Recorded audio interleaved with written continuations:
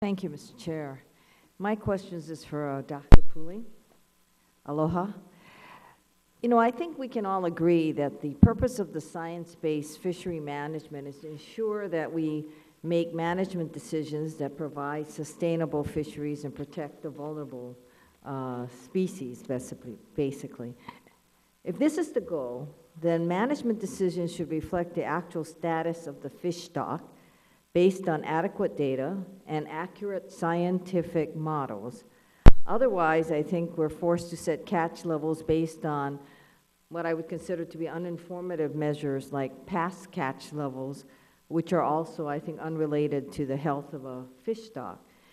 So, as far as I'm aware, the Pacific Islands Fisheries Science Center has only produced 2 stock assessments for bottom fish in the region, in addition to collective work on this done in conjunction with the pelagic species, where nearly all of the 2,000 coral reefs species under federal management are categorized as data poor.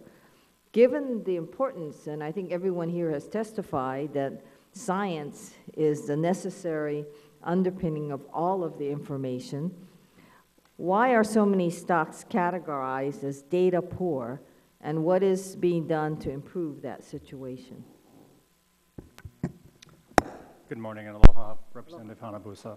It's good to see you again. You are factually absolutely correct. And the reason that fisheries in the Pacific Islands, including Hawaii, are data poor ranges from a variety of reasons. And if we focus on Hawaii, it really relates to the complex relationship between commercial and non-commercial fisheries. The state of Hawaii has a quite robust commercial fisheries data collection system that we utilize in our stock assessments and we used for the bottom fish assessments. But reef fish are caught not entirely by commercial fisheries at all. And in fact, the fish auction no longer sells reef fish. That means that we have to rely on recreational surveys and other methods of trying to get a handle on that. The way that we've approached it, and we've worked with the Fishery Management Council staff closely on this, who have identified a number of innovative methods, is to try to bring in some of our coral reef diver surveys, as well as new life history information to come up with alternative assessment approaches. All of the species have ACLs, and the reef fish ACLs are all being revised this year, and we need to give tremendous credit to the Fishery Management Council for the work that they've taken in initiating that.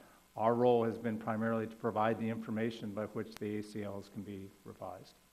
Now let's follow up on that. The issue of the ACLs, of course, is what, as you probably know, most of our local fishermen take great issue with. Now, when you say that they're being revised, what's the basis of that revision? In other words, what science, given the fact that we're data poor on all of these species, basically, what science is being relied upon to justify the change in the ACLs, whichever way it may change, up or down? Yeah, and we don't know which way it will go, whether it's up or down. Basically, it's this approach of moving from measures that were based on previous catch, which I think we all felt was inadequate, but was the best that could be done at the time, to these alternative biomass measures that bring in multiple sources of information within our modeling framework that provides at least a proxy approach towards it. Our expectation is, although we can't guarantee it, is that these will not be binding on the existing fisheries because of the breadth of the reef fisheries throughout the Hawaiian archipelago and the closure of the northwestern Hawaiian Islands to fishing. So I don't understand what you just said. What do you mean by they will not be binding? They won't be binding because the biomass available for reef fisheries is very broad when you include the northwestern Hawaiian Islands as part of your biomass estimates. The other thing is that fishing pressure, although substantial on reef fish, is very localized, and without the heavy levels of commercial exploitation that occur in some other parts of the world, it's less likely to lead to restrictions on fishing activities. That's really something that is yet to be determined, and is something the council will be discussing at its Scientific and Statistical Committee meeting next week, and the council meeting the following weeks in Guam and Saipan. Thank you. I yield back. Time the gentlelady has